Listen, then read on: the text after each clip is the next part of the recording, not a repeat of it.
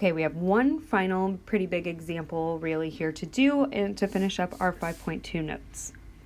So we're going to use this table of information to calculate several probabilities now that we've talked about a lot of different probability rules. So the idea here is you're going to select a person at random from the 665 total people in this table. So here's my overall total. That's how many total people there are. And then I have kind of subtotals, right? I have subtotals for single, married, divorced, widowed. And I have subtotals for the degree level that they have. Less than high school, and college or higher. But that very bottom right-hand corner is my overall total.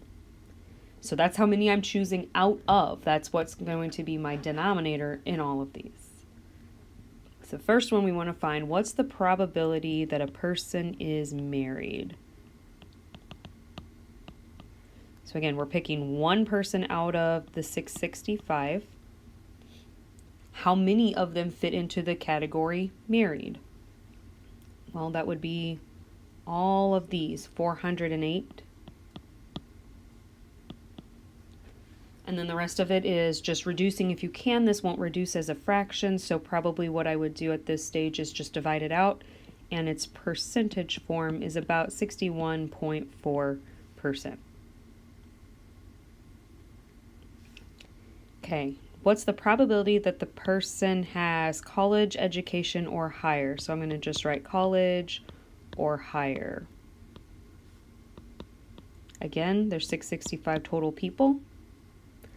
This time I need to look across for that total. The college or higher total is 143. And if I divide that out and convert it to a percent, I get 21.5%. Okay, so those were very straightforward. So let's get to the more complicated ones. We have an and next. What's the probability that a person is married and has a college education or higher? So probability married and college or higher.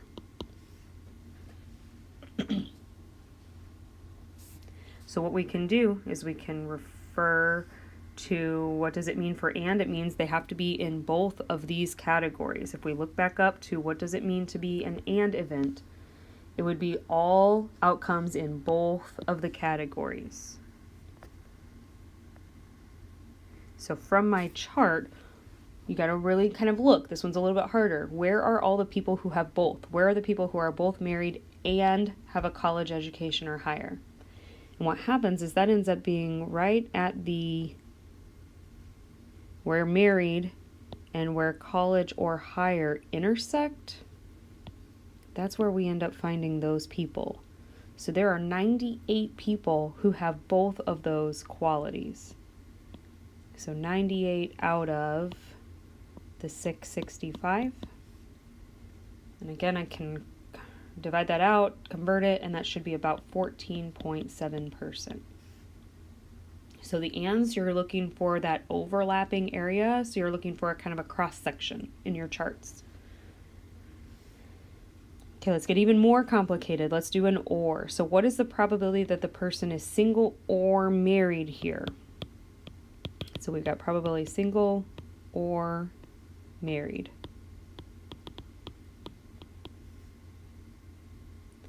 Okay, my probability of being single, or how many are single, and get myself another color here. The probability of being single, there are 112 of those people.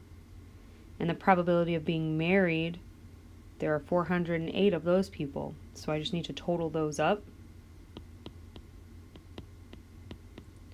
And what's important to note here is there any overlap between them? Because our formula said I should subtract out the overlap.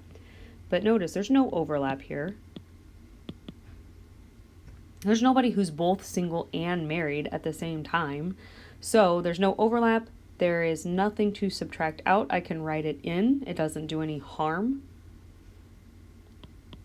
But now when I add those numbers up, I get 520 out of 665. which comes out to 78.2%. Now I'm going to pick one more color when we get down to this last one. What's the probability that a person is married or has a college education? So another or. This time it's probability married or college. And college or higher, I guess, is really how it's formatted here. So again, 665 total. This time I'm going to pick this purpley color. So married total, again, is, we're really using this one a lot. There's that 408.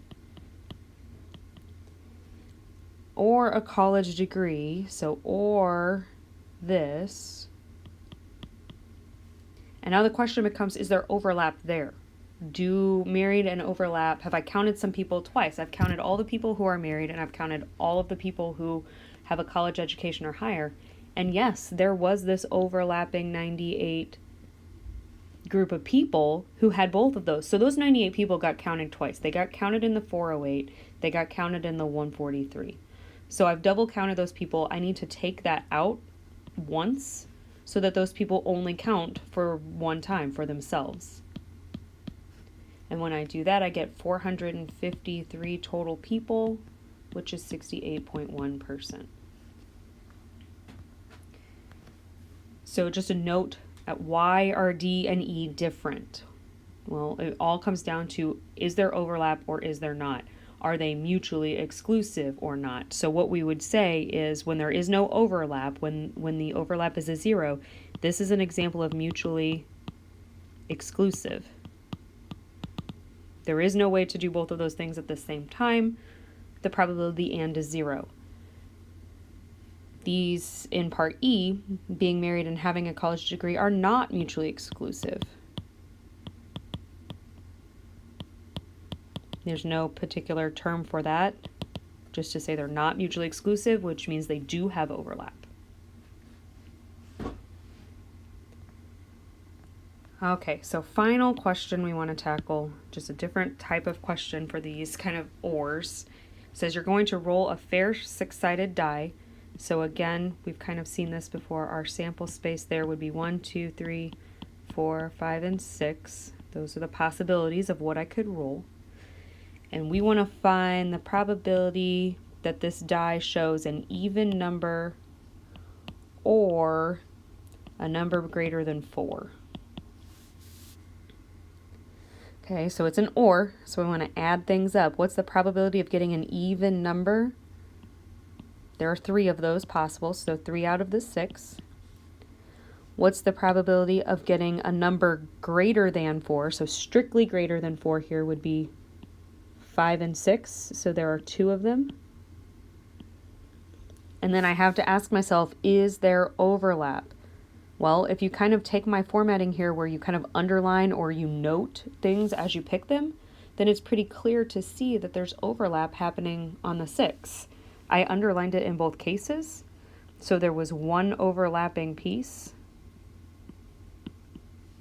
So when I add this all up, I do 3 plus 2 and get 5, minus 1 would be 4 out of 6, or 2/3.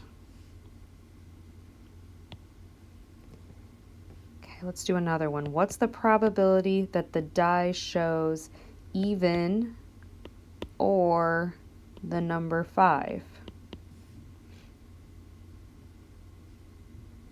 Okay, so if I want even numbers, again, there's my 2, 4, 6, so there's 3 out of 6 again, plus the number 5. Well, there's only one way to do that. And when I add those, when I look at those separately, did I underline anything twice? Well, no, because the 2, 4, and the 6 are completely mutually exclusive from the 5. There's no overlap there.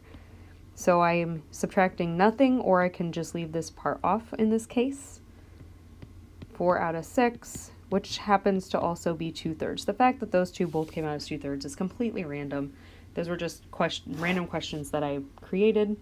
Happened that they turned out both as 2/3. But again, just really hitting that idea home of whatever you need to do to note to yourself and to keep your eye trained to look for, is there overlap or is there